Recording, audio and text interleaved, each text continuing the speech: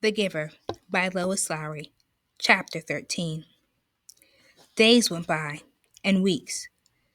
Jonas learned, through the memories, the names of colors, and now he began to see them all in his ordinary life, though he knew it was ordinary no longer and would never be again. But they didn't last. There would be a glimpse of green, the landscape lawn around the central plaza, a bush on the river bank, the bright orange of pumpkins being trucked in from the agricultural fields beyond the community boundary seemed in an instant the flash of brilliant color, but gone again, returning to their flat and hueless shade. The giver told him that it would be a very long time before he had the colors to keep. But I want them, Jonas said angrily. It isn't fair that nothing has color. Not fair, the giver looked at Jonas curiously. Explain what you mean. Well, Jonas had to stop and think it through. If everything's the same, then there aren't any choices. I want to wake up in the morning and decide things, a blue tunic or a red one. He looked down at himself, at the colorless fabric of his clothing. But it's all the same, always. Then he laughed a little. I know it's not important what you wear, it doesn't matter, but it's the choosing that's important, isn't it? The giver asked him. Jonas nodded. My little brother, he began, then corrected himself. No, that's inaccurate. He's not my brother, not really. But this new child that my family takes care of, his name's Gabriel? Yes, I know about Gabriel. Well, he's right at the age where he's learning so much. He grabs toys when we hold them in front of him. And my father says he's learning small muscle control. And he's really cute. The giver nodded.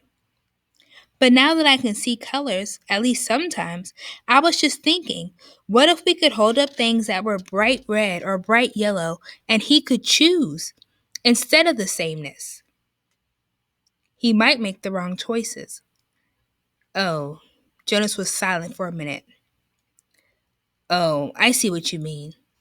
It wouldn't matter for a new child's toy, but later it does matter, doesn't it? We don't dare to let people make choices of their own. Not safe, the giver suggested. Definitely not safe, Jonas said with certainty.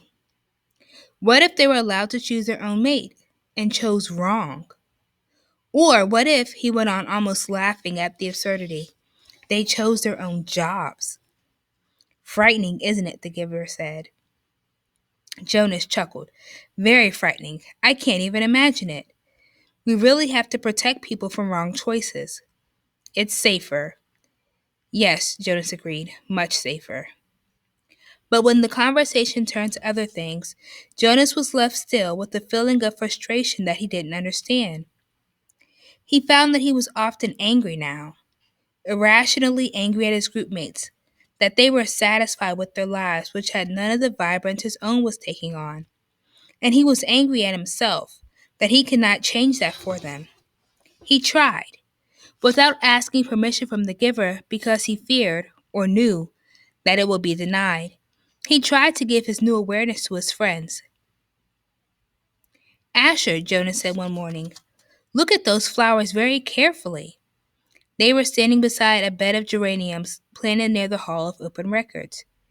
He put his hands on Asher's shoulders and concentrated on the red of the petals, trying to hold it as long as he could, and trying at the same time to transmit the awareness of red to his friend.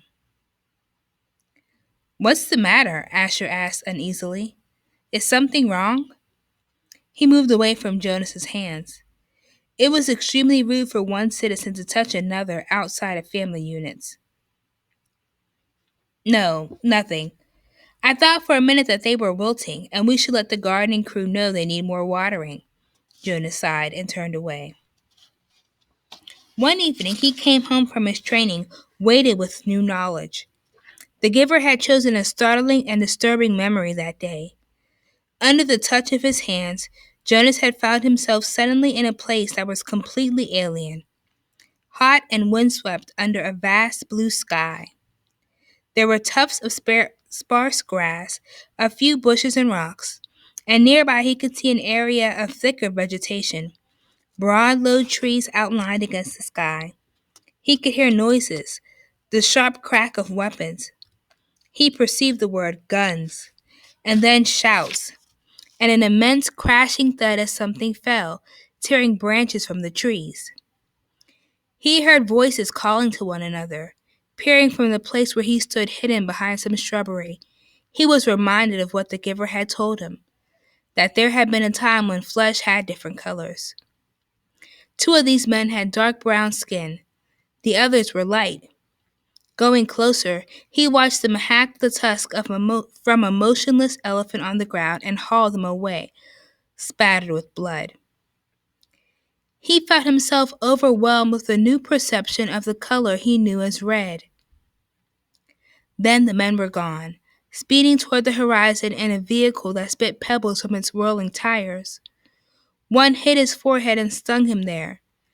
But the memory continued, though Jonas ached now for it to end.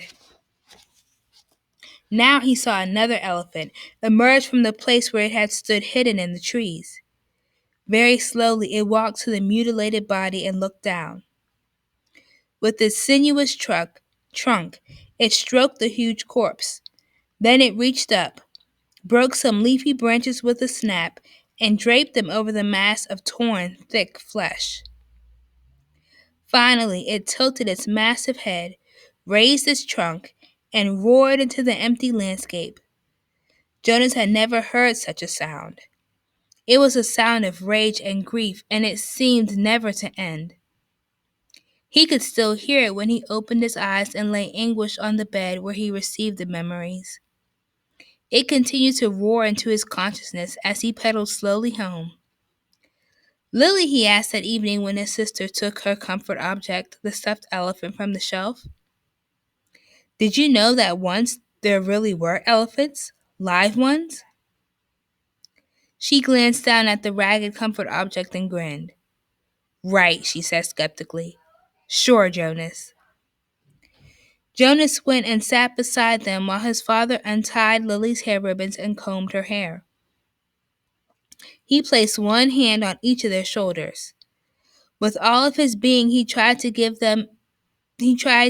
each of them a piece of the memory, not of the tortured cry of the elephant, but of the being of the elephant, of the towering, immense creature and the meticulous touch with which it had tended its friend at the end.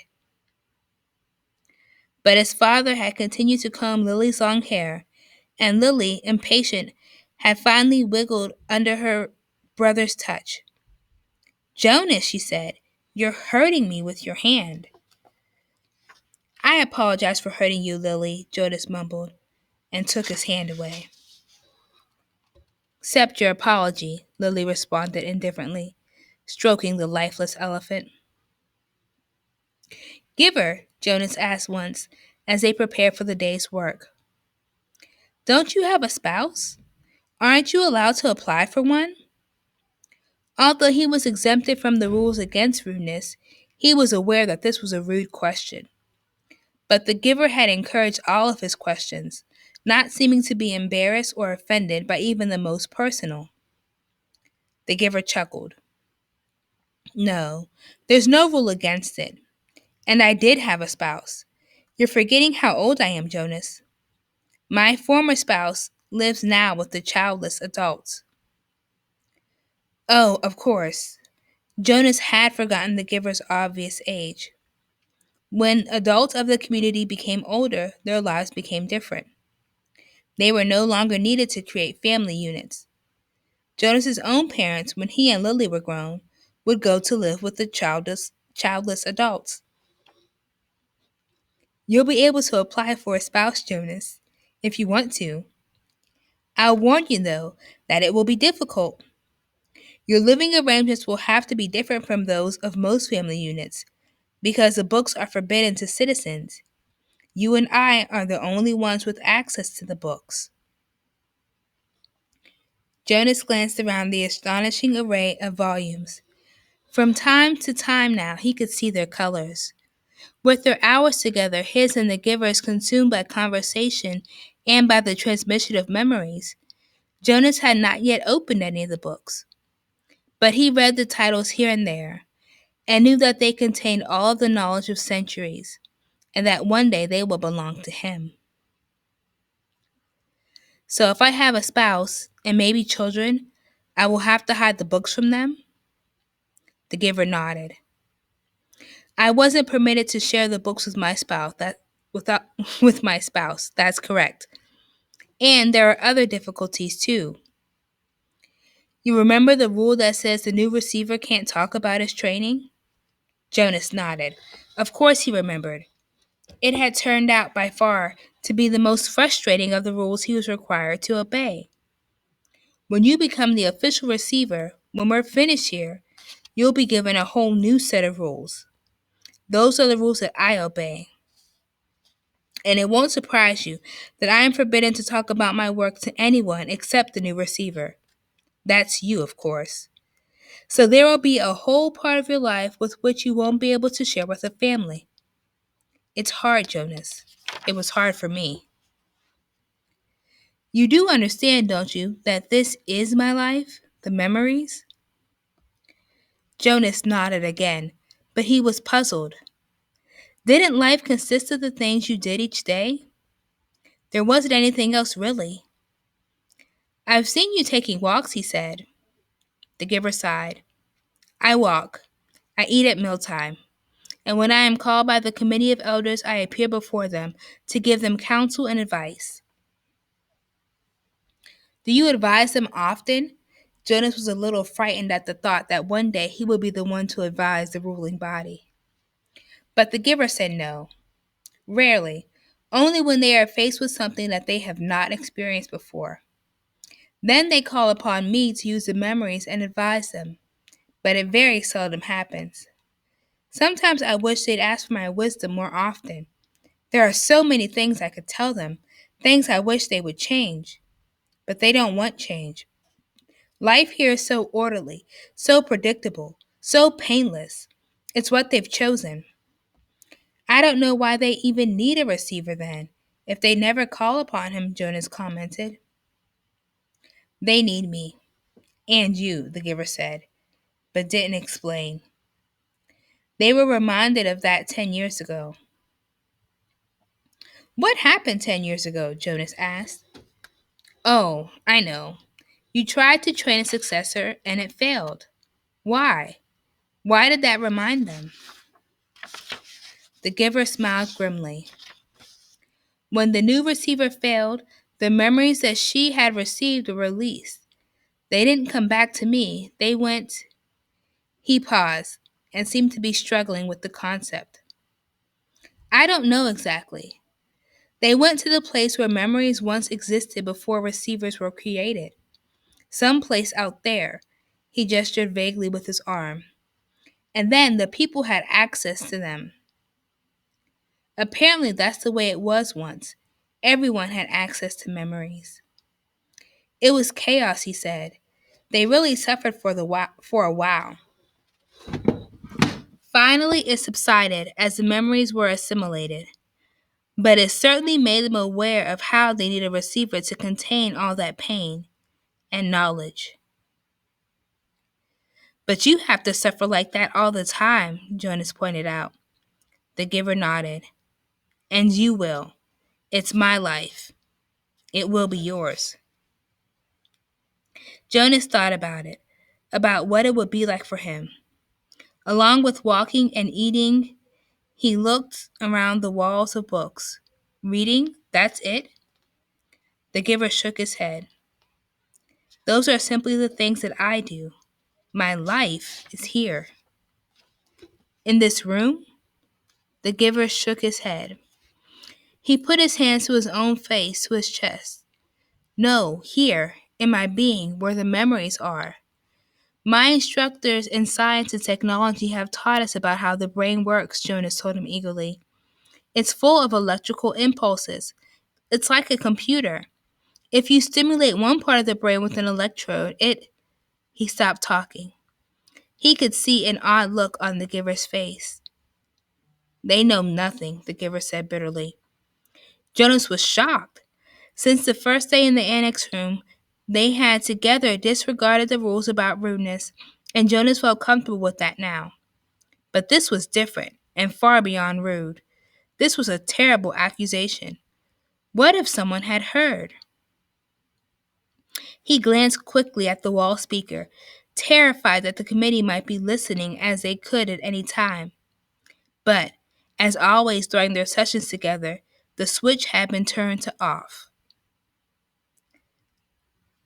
Nothing, Jonas whispered nervously. But my instructors. The giver flicked his hand as if brushing something aside. Oh, your instructors are well trained. They know their scientific facts. Everyone is well trained for his job. It's just that without the memories, it's all meaningless. They gave that burden to me, and to the precious receiver, and the one before him. And back and back and back, Jonas said, knowing the phrase that always came. The giver smiled, though his smile was oddly harsh. That's right. And next it will be you. A great honor. Yes, sir. They told me that at the ceremony. The very highest honor. Some afternoons, the giver sent him away without training. Jonas knew, on days when he arrived to find the giver hunched over, rocking his body slightly back and forth, his face pale, that he would be sent away. Go, the giver would tell him tensely. I'm in pain today. Come back tomorrow. On those days, worried and disappointed, Jonas would walk alone beside the river. The paths were empty of people except for the few delivery crews and landscape workers here and there. Small children were all at the child care center after school, and the older ones busy with volunteer hours or training. By himself, he tested his own developing memory. He watched the landscape for glimpses of green that he knew was embedded in the shrubbery. When it came flickering into his consciousness, he focused upon it, keeping it there, darkening it, holding it in his vision as long as possible, until his head hurt and he let it fade away. He stared at the flat, colorless sky, bringing blue from it, and remembered sunshine until finally, for an instant, he could feel warmth. He stood at the foot of the bridge that spanned the river, the bridge that citizens were allowed to cross only on official business. Jonas had crossed it on school trips, visiting the outlying communities, and he knew that the land beyond the bridge was much the same, flat and well ordered, with fields for agriculture. The other communities he had seen on his visits were essentially the same as his own. The only differences were slightly altered styles of dwellings, slightly different schedules in the schools. He wondered what lay in the far distance where he had never gone. The land didn't end beyond those nearby communities. Were there hills elsewhere?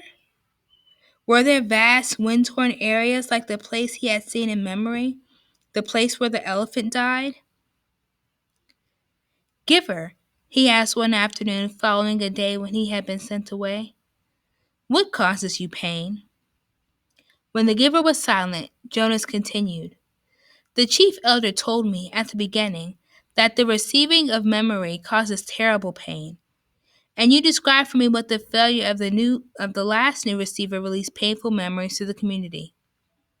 But I haven't suffered, Giver. Not really, Jonas smiled. Oh, I remember the sunburn you gave me on the very first day, but that wasn't so terrible. What is it that makes you suffer so much? If you gave some of it to me, maybe your pain would be less. The giver nodded. Lie down, he said. It's time, I suppose. I can't shield you forever. You'll have to take it all on eventually. Let me think, he went on when Jonas was on the bed, waiting, a little fearful. All right, the giver said after a moment. I've decided. We'll start with something familiar. Let's, let's go once again to a hill and a sled. He placed his hands on Jonas's back.